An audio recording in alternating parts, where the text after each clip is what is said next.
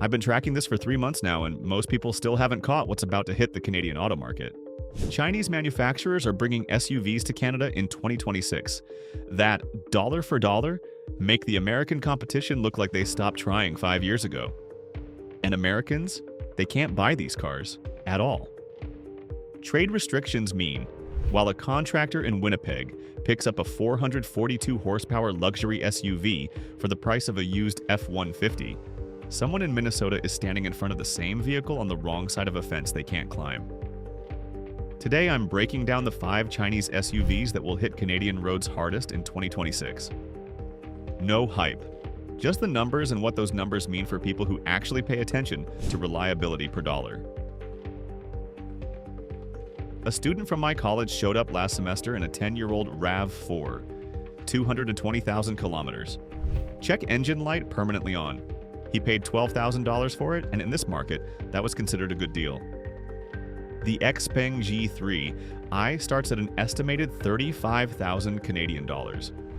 Before anyone says $35,000 isn't cheap, run the numbers. $12,000 for a 10-year-old crossover with unknown repair costs versus $35,000 for a brand new electric SUV with 520 kilometers of range and 0 maintenance history. Over 5 years of ownership, the gap shrinks fast. What you actually get? A panoramic windshield that extends over your head. The view is closer to a helicopter than a car. A 15-inch infotainment system with voice commands that understand you the first time.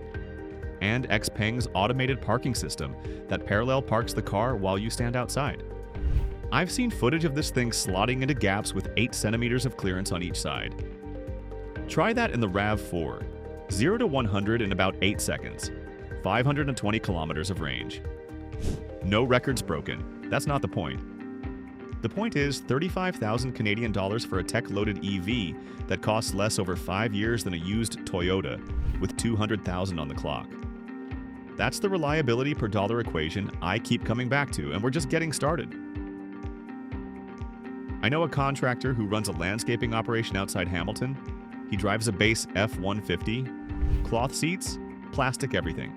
Paid $52,000 for it in 2023. The Zeekr X is landing in Canada at an estimated 45,000 Canadian dollars.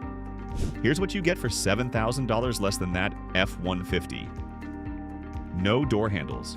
The doors open electrically via a button on the pillar. You walk up, press it, they swing open. 41 individual LEDs in the daytime running lights. And here's the detail that matters when you're on the road 6 hours a day.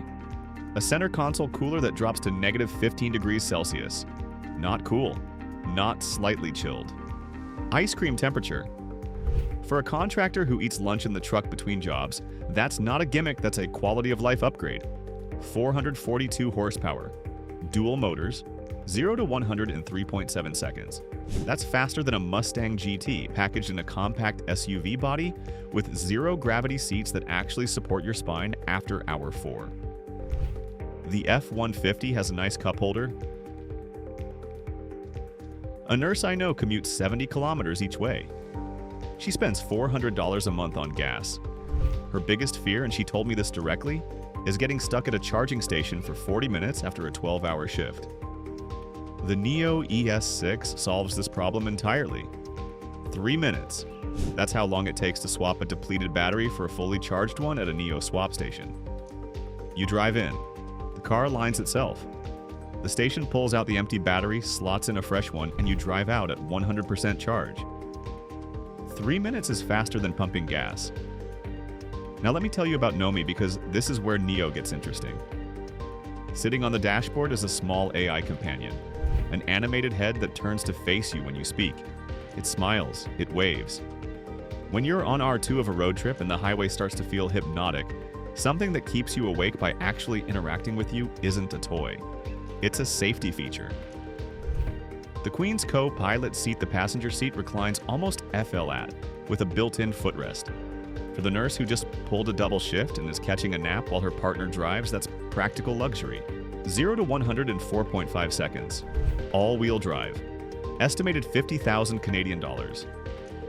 You're getting faster battery refueling than a gas car, an AI companion, and a lie full at passenger seat for roughly what a mid-trim Highlander costs. Which brings me to something I need to address directly. I need to reframe this conversation because we're not just comparing specs. Every vehicle I've shown you so far lands in Canada at a price that undercuts its American equivalent while delivering more technology, more range, and in most cases, a factory warranty that exceeds what North American brands offer. This isn't about China versus America, it's about reliability per dollar. What are you actually paying? What are you actually getting? And how long will it actually last? The next two vehicles on this list push this equation to its absolute limit. One is the closest thing to a Rolls-Royce you can buy without a six-figure salary. The other has 1,300 horsepower and a price tag that shouldn't be possible. Hongqi has been building cars for Chinese government officials for decades. When you see an EHS9 on the road, you understand why this 5.2-meter SUV has a presence that makes a Cadillac Escalade look understated. The grille, they call it the waterfall, is a massive vertical cascade of chrome and LEDs. An illuminated red stripe runs across the center of the hood, the Hongqi signature. In person, it's the detail that stops you mid-sentence. Dual motors, 550 horsepower, 0 to 100 in 4.8 seconds. An air suspension that erases road imperfections so completely, you'll wonder if the asphalt was repaved overnight. Inside, Nappa leather, genuine walnut wood, a crystal gear selector. The entire dashboard is glass 3 screens stretching from driver to passenger, with a 4th screen below for climate control. The rear seats are captain's chairs with their own entertainment displays. Now the number that matters. Roughly 75,000 US dollars, around 100,000 Canadian dollars. A Rolls-Royce Cullinan starts above $400,000. The EHS9 delivers 85% of that experience for a quarter of the price. For the business owner who wants presence without the six-figure lease payment, the math is hard to argue with. But if you want your presence served with 1,300 horsepower, stay with me. Number one is not subtle. 1,300 horsepower, quad motor layout, 0 to 100 in under 3 seconds. In a full-size SUV that seats 5 adults comfortably. The Zeekr X is the vehicle that permanently ends the EVs our slow conversation. It uses an active electromagnetic suspension that reads the road 15 meters ahead and adjusts the dampers before you reach the bump. You hit a speed bump at 60 kilometers per hour, and your coffee stays completely still. 4 LiDAR units integrated into the roofline. Most cars have one. This has 4. It sees the world in higher resolution than you do, and the safety implications of that weigh heavier than the horsepower, even if the horsepower grabs the headlines. The rear cabin can be optioned with a privacy glass partition that rises to separate driver from passengers. 30 speakers, 3,800 watts. Speakers in the headrests. It's excessive the way a private jet is excessive, you don't need it. But once you've experienced it, everything else feels like a compromise. Estimated Canadian price around 100,000 Canadian dollars. That's roughly what a fully loaded Ford F-150 Platinum costs. For a vehicle with 4 times the power, technology from 2030, and a presence that makes every gas SUV in the parking lot look obsolete. 5 Chinese SUVs.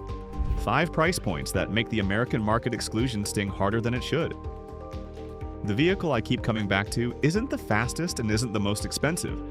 It's the Zeekr X because $45,000 for 442 horsepower and a fridge that keeps your lunch cold through a 10-hour shift is the kind of reliability per dollar equation this channel was built for.